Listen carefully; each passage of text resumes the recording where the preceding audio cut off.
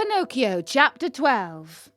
The next day Fire Eater called Pinocchio aside and asked him, "What is your father's name?"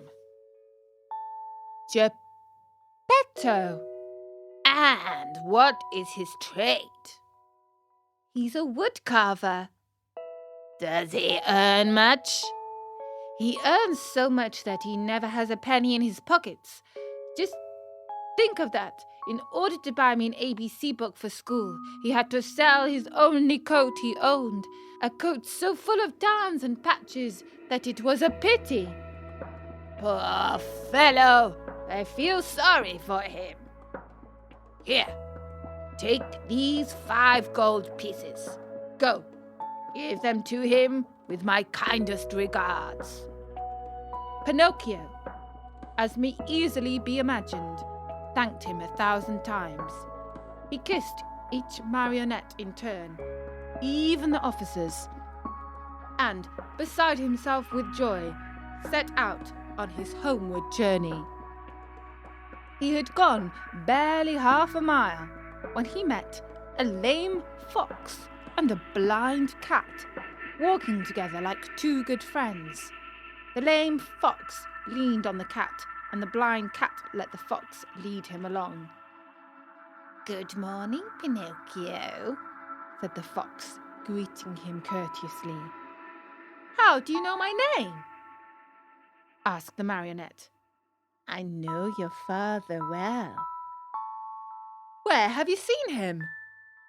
"I saw him yesterday, standing at the door of his house." "And what was he doing?" "He was in his shirt sleeves, trembling with cold." "Poor father!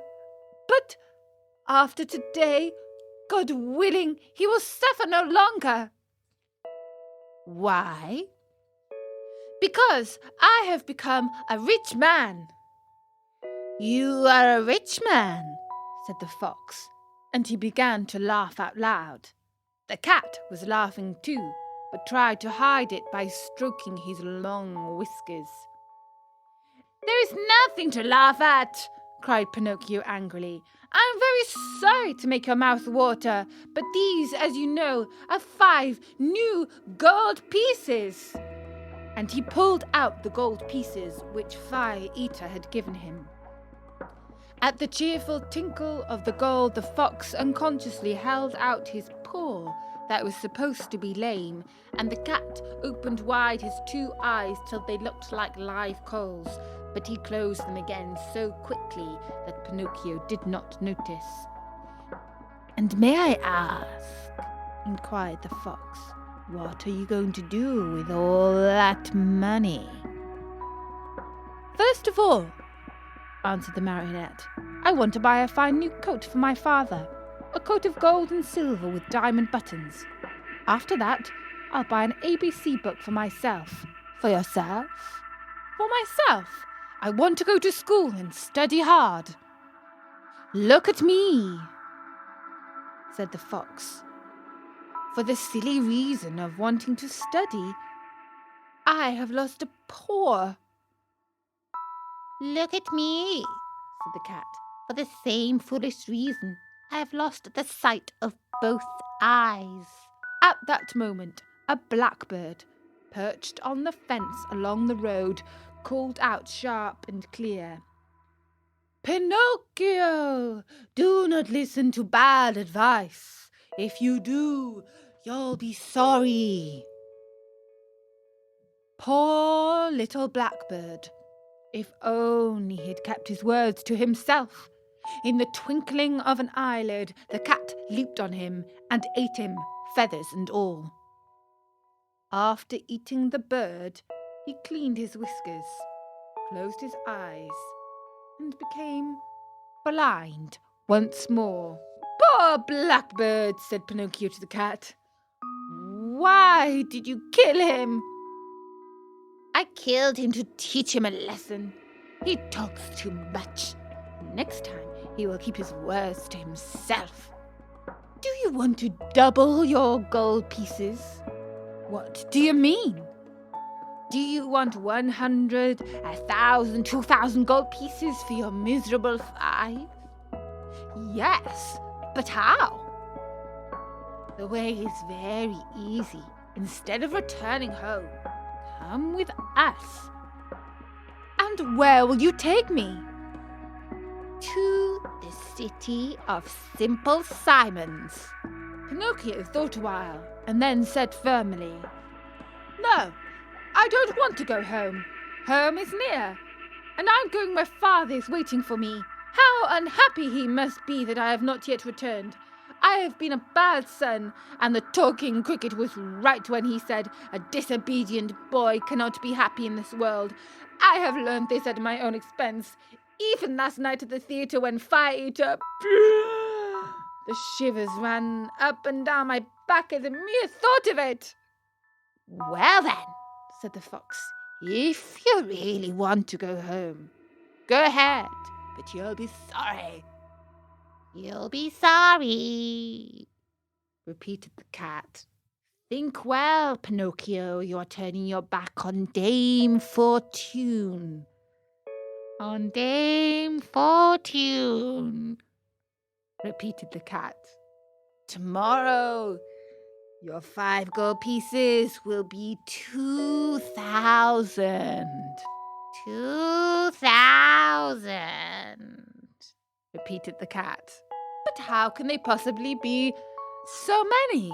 Asked Pinocchio, wonderingly. I'll explain, said the fox. You must know that just outside the city of Simple Simons, there is a blessed field called the Field of Wonders. In this field, you dig a hole, and in the hole you bury a gold piece. After covering up the hole with earth, you water it well, sprinkle a bit of salt on it, and go to bed. During the night, the gold piece sprouts, grows, blossoms, and next morning you find a beautiful tree that is loaded with gold pieces. So that if I were to bury my 5 gold pieces, cried Pinocchio with growing wonder, next morning I should find how many? It is very simple to figure out, answered the fox.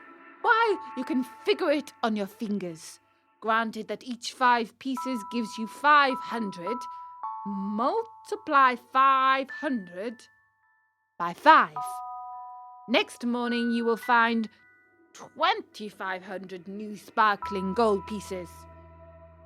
Fine, fine, cried Pinocchio, dancing about with joy.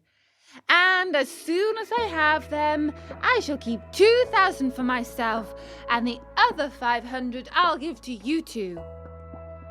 A gift for us, cried the fox, pretending to be insulted. Why, of course not.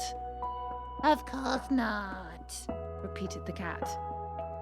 We do not work for gain, answered the fox. We work only to enrich others. To enrich others, repeated the cat. What good people, thought Pinocchio to himself. And, forgetting his father, the new coat, the ABC book, and all his good resolutions, he said to the fox and to the cat, Let us go. I am with you. And that was chapter 12 of Pinocchio. Pinocchio has been tempted by the cat and the fox with the promise of increasing his fortune. Let's find out if they're telling the truth in the next chapter of Pinocchio on Storynoid.com.